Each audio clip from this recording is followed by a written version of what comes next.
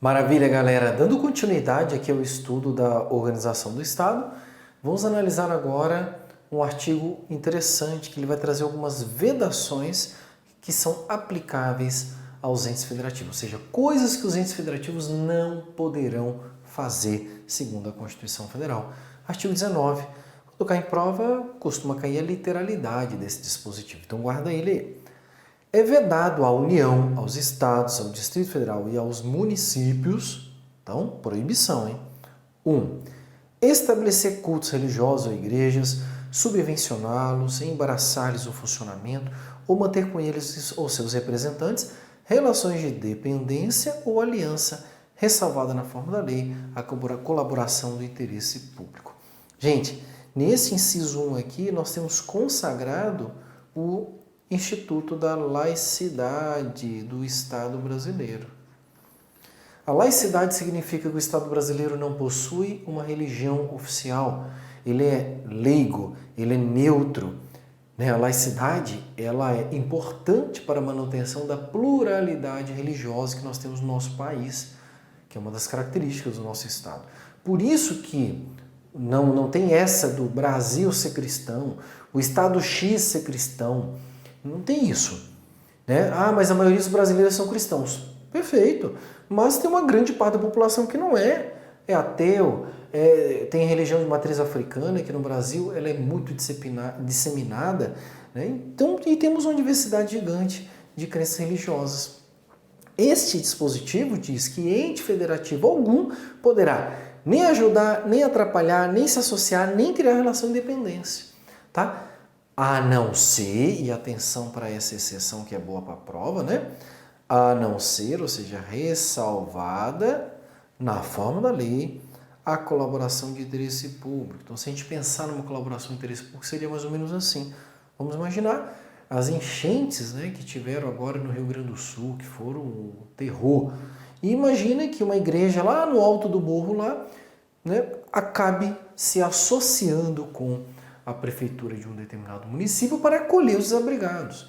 Isso é algo de interesse público, então não tem uma associação religiosa ali com determinado segmento religioso, é apenas uma associação para ajudar a população naquele momento de vulnerabilidade. Isso seria viável dentro da relação entre Estado e Igreja. Tá bom? 2. Recusar fé a documentos públicos. É interessante, né, que ele fala aqui, ó, não pode ter relação com religião, depois ele, ó, é proibido recusar a fé. Talvez o aluno ali que nunca viu esse dispositivo pode pensar assim, meu Deus, a Constituição está maluca. Não está não, gente. Recusar fé a documentos públicos significa credibilidade. Um ente federativo não pode recusar acreditar em um documento público. O documento público ele é presumidamente verdadeiro. Para você dizer que aquele documento não é verdadeiro, você tem que provar o porquê que ele não é verdadeiro. Eu vivi uma coisa engraçada na minha vida que exemplifica muito bem como essa proibição pode funcionar na prática. Quando eu era diretor da Penitenciária Federal em Catanduvas, eu acumulava naquele momento, né, eu estava substituindo o diretor mesmo, porque eu era vice-diretor, estava exercendo a direção da penitenciária, mas ao mesmo tempo eu também exercia o papel de gestor administrativo.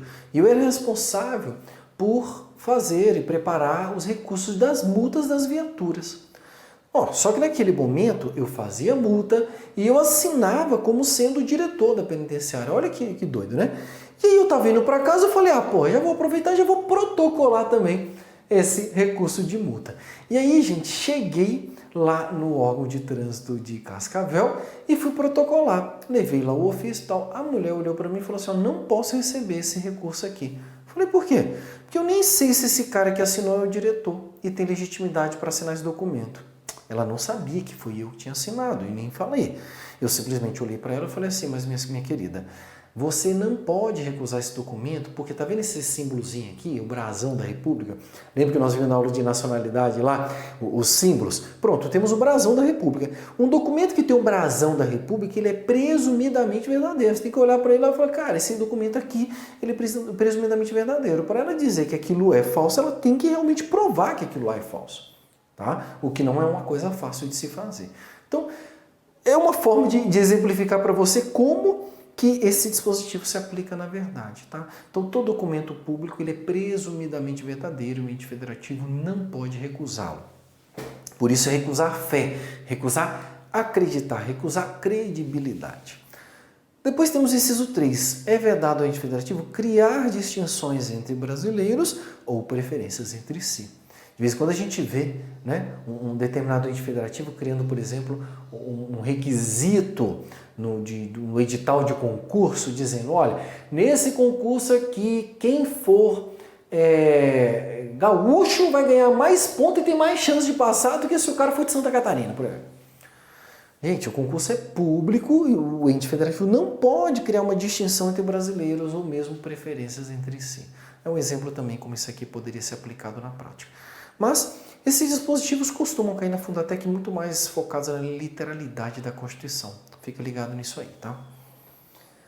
Gente, agora chegamos nos estudos específicos de cada um dos entes federativos. No primeiro momento, nós vamos analisar as características dos entes. Eu não peguei todas as características, gente. Fui pegando aquelas que costumam cair mais em prova.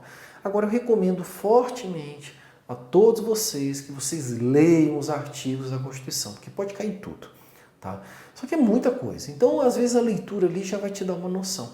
Eu peguei aquelas características que vale a pena chamar a sua atenção, ou porque já caíram em prova, ou porque exigem da gente ali algum tipo de explicação. Vamos lá, então?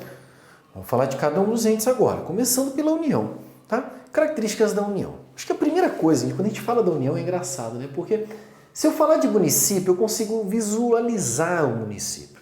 Eu também consigo visualizar um estado. Não é verdade?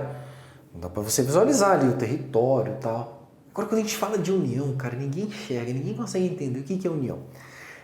Uma vez eu ouvi um professor explicando, e eu gostei muito da explicação dele. Ele falou assim, a melhor forma de você enxergar a União é enxergá-lo através dos seus órgãos, dos seus agentes, da sua estrutura de funcionamento. Porque não existe um lugar onde a União está.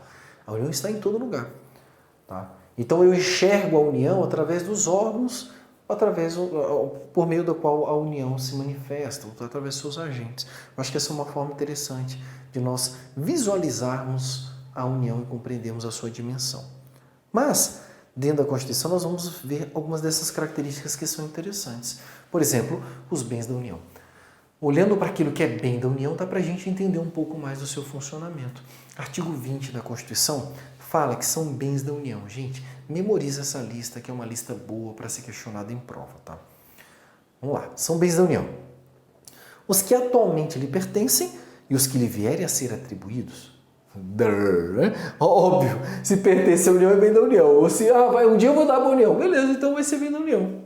Não tem muito segredo nesse inciso 1, pela sua obviedade. 2. As terras devolutas, indispensáveis à defesa das fronteiras, das fortificações e construções militares, das vias férreas federais de comunicação e a preservação ambiental definidas em lei. Então aqui, gente, quando ele fala em terras devolutas, o que significa terra devoluta? O termo devoluto tem a ver com devolvido. É um termo muito antigo, utilizado quando as terras entregadas ali para as pessoas utilizarem, elas não conseguiam cuidar da terra, elas eram devolvidas aos senhores. Gente, esse termo permaneceu. Então, quando a gente fala de uma terra devoluta, é uma terra que foi devolvida ao poder público. Neste caso, quais são as terras devolutas que são da União? Gente, essas aqui, tá? Terra devoluta é indispensável à defesa da fronteira, indispensável à defesa das fortificações e construções militares. Então, essas terras que estão em volta dessas construções são devolutas e são da União. Das vias federais, né?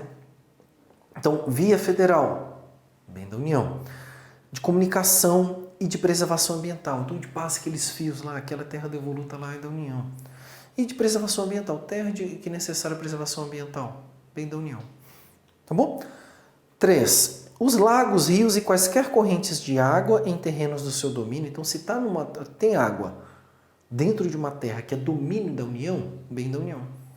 Ou que banhe mais de um estado. Gente, banha mais um estado tem que ser da União, porque senão como é que você vai resolver? Vai ser de qual estado? Não tem como saber. Então, se banhou mais de um estado, um rio ou um lago, pronto, bem da União. ou que sirva de limite com outros países. Então, às vezes, aqueles rios que dividem o Brasil e separam o Brasil de outro país, bem da União. Ou se estendam a território estrangeiro ou dele provenham. Então, o rio que nasce num país e deságua no Brasil, ou que nasce no Brasil e vai para lá, bem da União. Tá? Bem como os terrenos marginais e as praias fluviais. Então, terreno na margem ali do rio, né? E as praias fluviais são aquelas praias de rio. Tá? Tudo bem da União, conforme a Constituição determina. Gente, inciso 4, se liga nisso aqui é muito legal para a prova. As ilhas fluviais e lacustres nas zonas limítrofes com outros países. Então, se tiver uma ilha numa zona limítrofe com outro país, bem da União. Eu sempre lembro de uma ilhazinha que tem lá entre Foz do Iguaçu e o Paraguai, que fica bem na linha, né, da divisão. Aquela ilha lá, bem da União. Praias marítimas, gente, bem da União. Por isso que não existe praia privada no Brasil. Toda praia é pública, ela é bem da União. Tá? Não pode puxar cerquinha e falar, não, isso aqui é só o meu. Não, gente, isso não pode não, é inconstitucional. Ilhas oceânicas e as costeiras. Atenção para aqui, porque isso aqui é muito legal. Ilhas oceânicas e costeiras, bens da União. Excluídas destas as que contenham a sede de município. Então, se for uma ilha oceânica, mas contém a sede de município, bem do município, não é da União. Tá bom? Se é uma ilha oceânica e não tem a sede de município, bem da União. Se ela tem sede de município, deixa de ser bem da União. Ela é excluída ali da lista. Exceto aquelas áreas afetadas ao serviço público e à unidade ambiental federal e as referidas no artigo 26.2. Então, gente, esse dispositivo é legal porque ele cria uma exceção dentro da exceção. Ilha oceânica e costeira é bem da União. Aí a primeira exceção está aqui, ó. Excluídas destas que for sede de município.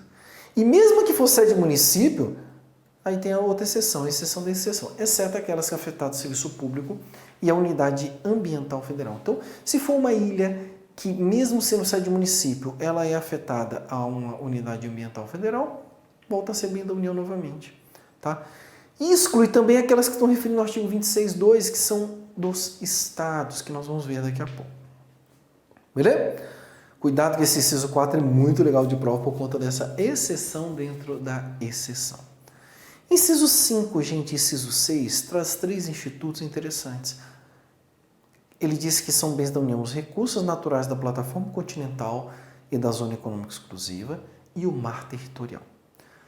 Veja, o mar territorial é bem da União. Quando ele fala da plataforma continental e da zona econômica exclusiva, ele fala que os recursos naturais dessas áreas são bens da União. Só para a gente entender, fazer um desenhozinho rapidinho aqui, não sou muito bom, né? Mas imaginemos aqui, imaginemos aqui o território, né, brasileiro, tá? Faz de conta que aqui é o Brasil. Faz de conta. Tem que ter imaginação. E ali nós vamos ter aqui, tá, o oceano. Então, aqui é o mar, tá? O Oceano Atlântico. Então, vamos lá.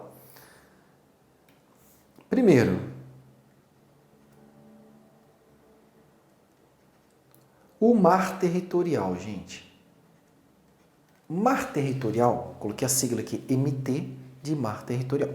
O mar territorial é a extensão da praia ali, de um ponto base definido pela lei, até 12 milhas marítimas. Então, até 12 milhas marítimas, anota aí, 12 milhas marítimas, mar territorial. Gente, mar territorial é extensão do território nacional, é bem da União. Tá? Aqui é território nacional, até 12 milhas marítimas, ao longo de toda a costa brasileira, mar territorial, bem da União. Beleza? Das 12 milhas até 200 milhas, óbvio que essa proporção aqui, a escala não está correta, gente, porque eu não tenho nem espaço para isso, mas das 12 milhas até as 200 milhas, nós vamos ter aqui a chamada Zona Econômica Exclusiva. A Zona Econômica Exclusiva é uma área em que os recursos naturais retirados dela são bens da União. Ali não é território nacional, mas o recurso que está lá dentro lá é do Brasil. Beleza? E por último temos a plataforma continental. Gente, quando você entra na praia, você vai andando para dentro do mar, ele não vai descendo assim, ele vai meio que vai fazendo uma descida assim, vai afundando, afundando. Imagina que você continue andando até 200 milhas. Tá? Até lá. Pronto, nós temos aqui a plataforma continental. Essa plataforma continental, ela pode ir até um abismo ali, que não tem mais para onde ir, ou ela pode ir até essas 200 milhas. Tudo que foi extraído dali, bem da União. Tá bom? Então, cuidado, que isso aqui é interessante, já caiu várias vezes em prova. Ok? Inciso 7. Terrenos de marinha e seus acrescidos. Terrenos de marinha são áreas que ficam na beira do mar e que são propriedade ali da União, né? Que são terrenos que têm regulação própria, por isso terrenos de marinha. Potenciais de energia hidráulica, gente, potencial de energia hidráulica, então aquelas quedas de água. Uma queda de água que tem a possibilidade de gerar energia, bem da União, é isso que ele está colocando aqui. Ok? Depois nós temos, inciso 9, os recursos minerais, inclusive os do subsolo. Cuidado com isso aqui na prova. Inclusive os do subsolo, bem da União. As cavidades naturais subterrâneas, sítios arqueológicos e pré-históricos. Gente, o Brasil tem muito, que às vezes a gente nem dá valor, mas está aí. E quando tem, bem da União. As terras tradicionalmente ocupadas pelos índios. Tema que está sendo debatido recentemente no Supremo, no Congresso Nacional, né, sobre o marco temporal dessas terras, a partir de quando, né, vão ser considerados as terras tradicionalmente ocupadas pelos índios. O Supremo Tribunal Federal entendeu que isso é desde antes da Constituição de 88. O Congresso agora está batendo na tecla, dizendo não, só a partir da Constituição de 88. Então nós temos esse debate hoje no Brasil. Mas o que vige no momento que a gente está gravando essa aula é que essas terras tradicionalmente ocupadas pelos índios são aquelas terras que eles tradicionalmente ocupam desde antes da Constituição de 88. Tá? Portanto, essas terras não são propriedade dos índios. Isso aqui é importante estabelecer. Não são dos índios, elas são da União. Mas a União demarca e protege os índios, por isso que elas são da União. Então, por isso que a União tem a competência de demarcar essas terras, para que os índios possam ali se viver a sua vida de acordo com as suas características, as suas culturas. Tá? Mas são bens da União, lembre-se disso aí. Depois temos os dois parágrafos aqui no artigo 20.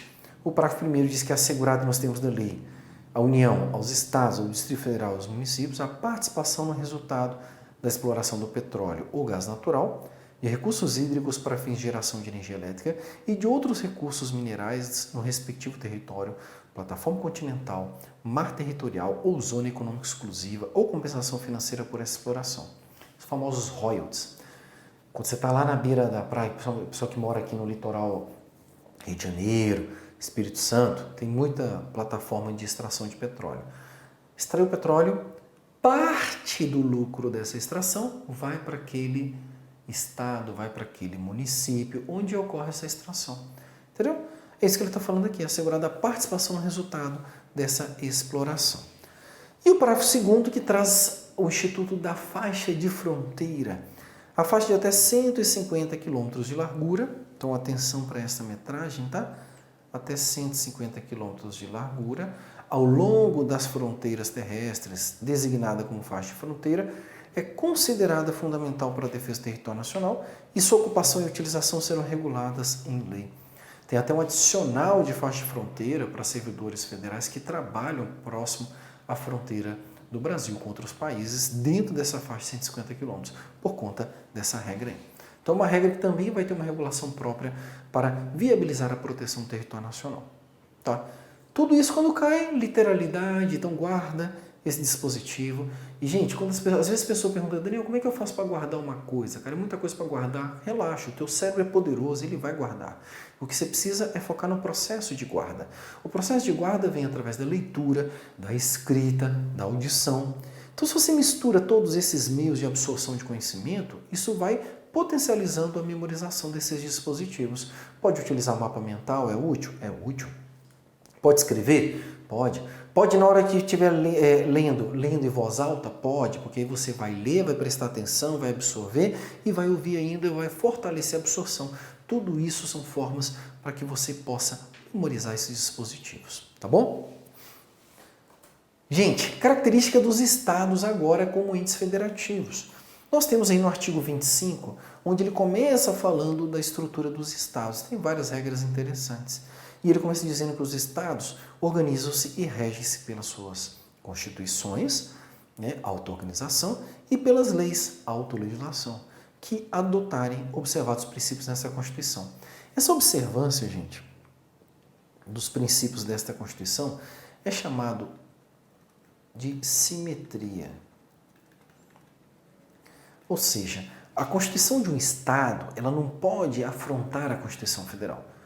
Não existe hierarquia entre os entes federativos, mas a Constituição Federal pauta todo o ordenamento jurídico porque ela é hierarquicamente superior a todas as outras espécies normativas do direito brasileiro. Então nós adotamos esse princípio de hierarquia constitucional. Por isso que uma Constituição estadual, uma lei estadual, precisa observar aquilo que está na Constituição Federal. Bens dos estados. Estado também tem bem, gente. Artigo 26. Outra listinha para você memorizar. Como o seu concurso é estadual, porque você vai fazer o concurso para a Polícia Civil do Estado do Rio Grande do Sul, eu recomendo que essas regras dos estados sejam lidas e estudadas de uma forma mais atenta, tá? Inclui-se entre os bens dos estados, inciso 1, as águas superficiais ou subterrâneas, fluentes, emergentes e em depósito, ressalvadas neste caso, na forma da lei, as decorrentes de obras da União. Então, ele traz aqui, você vai perceber que em todos os bens dos estados, ele vai trazer ali, se tiver alguma coisa parecida na lista de bens da União, ele vai falar assim, ó, excluídos da União, tá? Que é o que ele falou aqui. As áreas nas ilhas oceânicas e costeiras que estiverem no seu domínio, então uma ilha, né, uma área ali que está no domínio do Estado, é bem do Estado. Excluídas aquelas sob domínio da União, então excluído aquilo que está previsto lá no artigo 20, né? E municípios ou terceiros, porque nós temos ainda ilhas privadas no Brasil, que são ilhas de terceiros. 3. As ilhas fluviais e lacustres não pertencentes à União. 4. As terras devolutas, não compreendidas entre as da União. Então, se cai na tua prova, assim, toda terra devoluta é da União. Errado, porque nós temos aqui. Toda ilha oceânica é da União. Errado, porque nós temos ilha oceânica que é de Estado, que é de município, que é de terceiros. Tá? Tem que ter cuidado com isso aqui. Agora, sobre o Poder Legislativo do Estado. Gente, isso aqui é uma obra de arte do Constituinte, né, gente? Aquelas coisas que a gente fala assim, velho, como é que o cara teve essa criatividade? Olha como é que é organizado o Poder Legislativo dos Estados. Presta atenção no artigo 27, porque ele cai em prova. Fala assim, o número de deputados à Assembleia Legislativa corresponderá ao triplo da representação do Estado na Câmara dos Deputados. E atingido o número de 36, será acrescido de tantos quantos forem os deputados federais acima de 12. Cara, isso aqui é uma questão de raciocínio lógico, óbvio.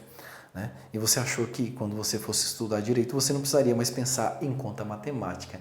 Errou, e errou rude. Olha isso aqui, gente. Como é que a gente faz para calcular o número de deputados da Assembleia Legislativa do Estado? Eu vou pegar um exemplo aqui do Rio Grande do Sul. Essa questão já caiu em prova, tá? Vou pegar um exemplo do Rio Grande do Sul. E assim, para você resolver essa conta, você precisa ter uma informação, que é a quantidade de deputados federais. Porque a quantidade de deputados federais, ela é fixada por uma lei complementar federal que vai organizar essa distribuição em todo o Brasil. Tá? Ela é fixada. O Rio Grande do Sul terá direito a X. Ela é proporcional à quantidade de habitantes do Rio Grande do Sul e ela é fixada pelo governo federal. Então, para eu saber a quantidade de deputados da Assembleia Legislativa, eu preciso saber da quantidade de deputados federais. Então, ó, quantidade de deputados federais que existem no Rio Grande do Sul, e aqui eu vou pegar o exemplo do Rio Grande do Sul, gente, porque é o nosso estado aqui, se vamos fazer concurso para a Polícia Civil do Rio Grande do Sul, por isso. Então, o Rio Grande do Sul hoje tem, vamos lá, deputados federais, tá? DF aqui vai ser deputados federais. São 31 deputados federais, tá bom? Tem 31 deputados federais. Olha o que ele fala, gente. Ele fala assim, ó, o número de deputados da Assembleia Legislativa corresponderá ao triplo da representação do Estado na Câmara dos Deputados. Essa é a regra principal. Então, quantos deputados estaduais tem no Estado? 3 vezes a quantidade de deputados federais. Entendeu? Só que, gente, no Rio Grande do Sul, são 31 deputados federais. Se nós fôssemos usar 3 vezes 31 daria 93. Só que tem uma regra que continua. Ó. Quando atingir o número de 36, ou seja, não dá para você chegar nos 90 lá. Quando atingir o número de 36, será acrescido de tantos quanto forem os deputados federais acima de 12. Ou seja, essa regra de 3 vezes o número de deputados federais funciona para aqueles estados que possuem até 12 deputados federais. Então, um estado que tem 12 deputados federais, você multiplica por 3, vai dar 36. Aí funciona, porque depois você vai crescer o número que vem. Então, no caso do Rio Grande do Sul, que tem 31 deputados federais, a gente precisa fazer uma conta diferente. Primeiro, precisa achar essa diferença ali acima dos 12. Então, eu pego esses 31, gente, e aí vem a conta matemática aqui, ó. Eu pego 31, diminuo de 12 para saber quantos deputados federais existem acima de 12. Gente, 31 menos 12, simples, dá 19. Ou seja, eu tenho 19 deputados federais acima de 12. Perfeito? Aí eu pego, gente, esses 19 aqui e acresço nos 36, porque ele falou assim, ó, atingido o número de 36, eu vou acrescer do número que vai ser acima de 12, que seria o 19. Somo 19 mais 36 vai dar igual a 55. Então, a quantidade de deputados estaduais que eu tenho no Rio Grande do Sul, 55. É assim. Já caiu em prova? Já. O que você precisa disso aqui para ser policial civil? Eu não sei, mas pode cair? Pode, tá no edital. Então, cuidado com isso aí, tá bom? Fica essa dica, essa é uma regrinha muito enjoadinha, mas é boa para a tua prova. Agora, gente, além disso, parágrafo 1º do 27 diz, será de 4 anos o mandato de deputado estadual, ó a simetria aqui, aplicando-se as regras desta Constituição sobre o sistema eleitoral, inviolabilidade, imunidade, remuneração, perda de mandato, licença, impedimento e corporação às Forças Armadas. Então, tudo que é aplicável a deputado federal se aplica a deputado estadual. Tá? Parágrafo 2º. O subsídio dos deputados estaduais será fixado por lei de iniciativa da Assembleia Legislativa na razão de, no máximo, 75% daquele estabelecido para o deputado federal. Então, quanto que ganha um deputado estadual do Rio Grande do Sul? No máximo, 75% que ganha um deputado federal. Ok? Além disso, parágrafo 3º, compete às Assembleias Legislativas dispor sobre o seu regimento interno, polícia e serviço administrativo, sua secretaria e prover os respectivos cargos. Também regrinha que pode aparecer na tua prova ali, na literalidade. E a lei disporá sobre a iniciativa popular no processo legislativo estadual, ou seja, a Constituição Federal não estabelece como se dá a iniciativa popular de lei do âmbito estadual. Ela diz que a própria lei vai fazer isso.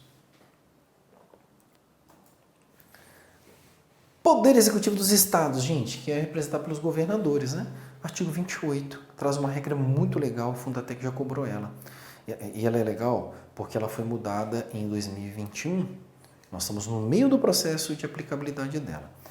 A eleição do governador e do vice-governador do estado para mandato de 4 anos, princípio republicano aqui, ó, realizar-se-á no primeiro domingo de outubro, em primeiro turno, e no segundo domingo de outubro, em segundo turno, se houver, do ano anterior ou do término do mandato de seus antecessores. E a posse ocorrerá em 6 de janeiro. Gente, atenção para isso aqui, tá? 6 de janeiro do ano subsequente, observado quanto ao mais o disposto no artigo 77 da Constituição, que é a regra do presidente. Vocês devem ter observado que na última eleição, o último mandato que começou em janeiro de 2023, começou no dia 1º de janeiro. Isso por quê? Porque esta emenda é de 2021, mas ela prevê uma regra de transição, e essa transição é exatamente o que vai acontecer agora. Então, em 2023, quando começou o mandato, primeiro mandato depois dessa regra, o mandato começou dia 1º. Só que ele vai até o dia 6 de janeiro de 2027.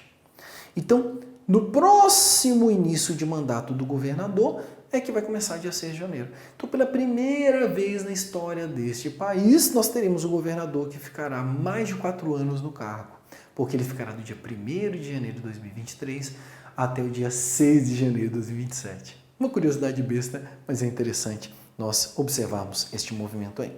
Tá bom? De qualquer forma, mesmo isso não está sendo aplicável ainda, porque essa regra do 6 de janeiro só vai ser aplicável em 2027, o texto da Constituição já foi alterado. Então, se cair na tua prova hoje, marque o que está já no artigo 28. Show? Perderá o mandato o governador que assumir outro cargo ou função da administração pública direta ou indireta, ressalvada a posse em virtude de concurso público observado o disposto no 38.1, 4 e 5. Então, assim, gente, vamos imaginar que o concurseiro seja eleito a governador. Aí ele é nomeado no concurso já sendo governador. O artigo 38 diz que ele não pode ficar no cargo público. Então, o que ele faz? Tira uma licença, mas permanece a posse. Ele permanece naquele cargo público. Tá? Exerce o mandato eletivo e depois volta para o cargo público dele. É assim que funciona. Parágrafo 2º. Os subsídios do governador, do vice-governador e dos secretários de Estado serão fixados por lei de iniciativa da Assembleia Legislativa ou observado o que dispõem os artigos 37.11, aí vai trazer as regras tributárias também. Mas é importante que para a tua prova lembrar que quem fixa o subsídio do governador, do vice-governador, dos secretários é a Assembleia Legislativa. Lembre-se disso aí. Município agora, gente. Os municípios, eles, entes federativos também com características próprias. O artigo 29 diz que o município reger-se-á por lei orgânica. Lembra que nós falamos qual que é a norma fundamental do município? Lei orgânica. Atente-se ao processo legislativo de aprovação da lei orgânica que despenca em prova. Olha só. Votada em 2 turnos, com o interstício mínimo de 10 dias e aprovada por 2/3 dos membros da Câmara Municipal.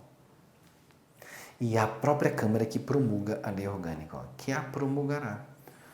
Atendidos os princípios estabelecidos nesta Constituição, na Constituição do respectivo Estado e os seguintes preceitos. Então, a lei orgânica do município ela tem que observar tanto a Constituição Federal quanto a Constituição Estadual do Estado onde aquele município faz parte.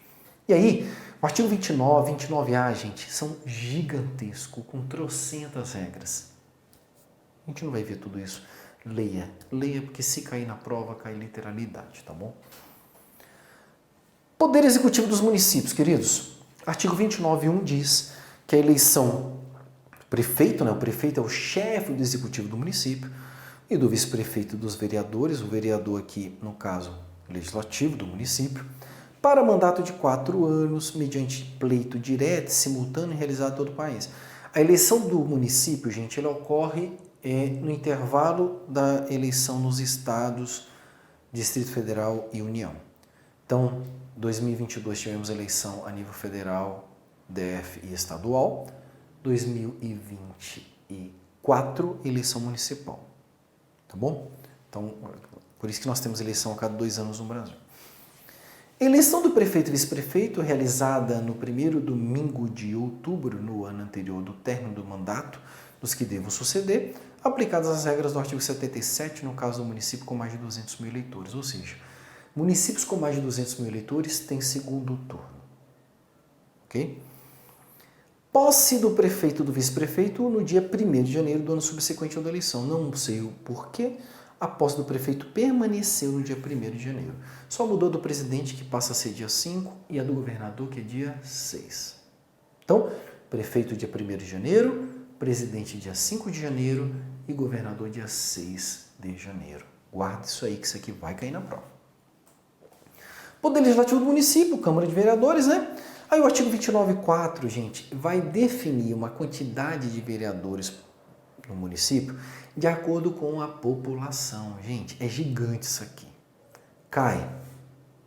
Pior que cai. Mas fica como dever de casa para vocês, tá? Para a composição da Câmara Municipal será observado o limite máximo, tá? Eu coloquei só o início aqui para vocês terem uma noção. Depois vocês leem todo esse inciso 4. 9 vereadores nos municípios até 15 mil habitantes. Então esse é o limite. Aí o município tem mais de 15 mil, né? E menos de 30 mil. 11 vereadores. Mais de 30 mil, menos de 50 mil, 13 vereadores. Mais de 50 mil até 80 mil, 15 vereadores. E assim por diante. Vai subindo. E o Distrito Federal, queridos? O Distrito Federal, como eu falei para vocês, é um ente híbrido. A gente percebe isso pela leitura da Constituição. Mas antes é importante lembrarmos que Brasília é a capital federal. O Distrito Federal, ele é um ente especificamente criado para albergar Brasília, que é o centro do poder federal, o centro do poder nacional. Tá? Tanto que o Distrito Federal já foi em vários locais. O último antes de Brasília, antes do Distrito Federal, o Distrito Federal era no Rio de Janeiro. Aí foi para o centro do país e ficou lá. Pronto, nós temos um ente federativo, o Distrito Federal. Dentro dele, Brasília, que é a capital federal. Tá bom? Então, Brasília é a capital federal do Brasil. Lembre-se disso. Um detalhe, tá? Esse aqui também é legal. Brasília, gente, ela é uma figura icônica. E assim, às vezes as pessoas que nunca foram lá não conseguem entender como é que é essa relação do DF, de Brasília, tá? Se cair na tua prova que o Distrito Federal é Brasília, tá errado, são coisas diferentes. Distrito Federal é ente federativo. Brasília é a capital federal, ponto. Daniel, mas Brasília é um município? Não. O Distrito Federal é um estado? Também não. O Distrito Federal é o Distrito Federal, ele é um ente federativo específico.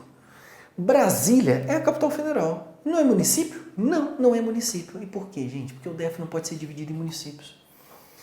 A Constituição não deixa. Olá, artigo 32, olha só.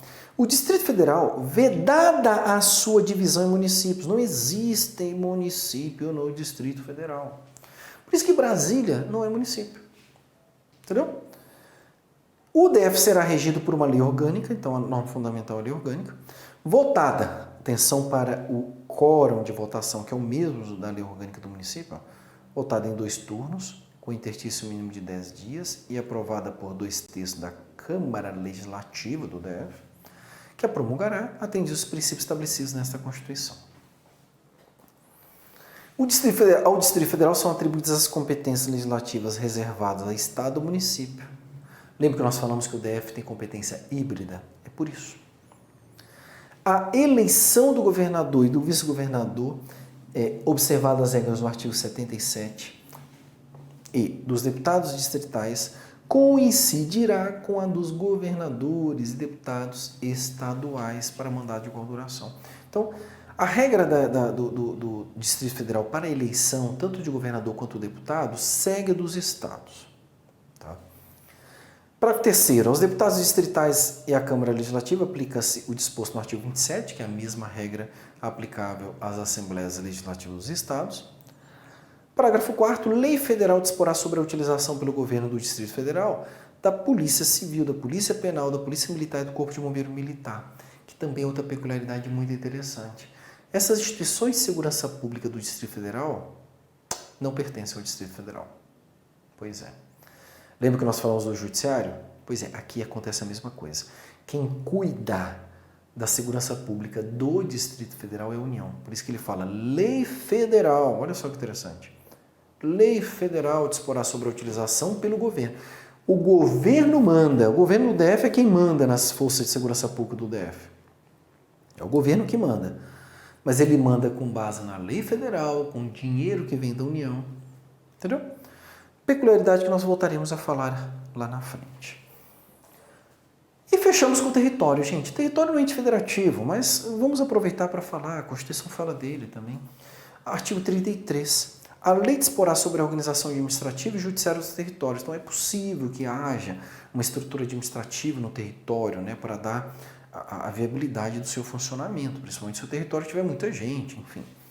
Os territórios poderão ser divididos em municípios. Gente, olha que interessante. O território não é ente federativo, mas dentro dele pode ter ente federativo. Não é louco isso? O território pode ser dividido em municípios, aos quais se aplicará no que couber o disposto no capítulo 4 desse título. Tem eleição, vai ter tudo, vai ser um município. Parágrafo 2º. As contas do governo do território serão submetidas ao Congresso Nacional, com parecer prévio do Tribunal de Contas da União. Lembra que território tem natureza de autarquia federal? Por isso ela está acoplada ali à União e fica vinculada a toda essa estrutura administrativa da União. Parágrafo 3º. Nos territórios federais com mais de 100 mil habitantes, além do governador nomeado na forma dessa Constituição, o governador aqui não vai ser eleito, tá? Haverá órgãos judiciários de primeira e segunda instância, membros do Ministério Público e defensores públicos federais, a lei disporá sobre a eleição para a Câmara Territorial e sua competência deliberativa. Então, se tiver muita gente, precisa ter uma estruturazinha mínima ali para funcionar bem aquele território. O artigo 45, parágrafo 2º, né, ele rege o Legislativo Federal, o Congresso. E ele fala como é que é feita a eleição na Câmara. E ele estabelece que, como a Câmara é representante do povo, o território vai ter direito de eleger deputados. Cada território elegerá 4 deputados, independentemente do teu tamanho da população. Além disso, gente, a competência para nomear governador do território, desde que haja aprovação do Senado Federal, é do presidente. Por quê? Porque território é autarquia federal, fica vinculado à União e o presidente é o chefe da administração pública federal. Artigo 21, inciso 13, para a gente fechar. É uma competência da União, exclusiva da União, organizar e manter o Poder Judiciário, o Ministério Público Federal e dos territórios e a Defensoria Pública dos territórios. Tudo fica na conta da União quando se trata de território. Fechou? Matamos o segundo bloco. No próximo bloco a gente volta já para começarmos a parte mais bacana, as competências.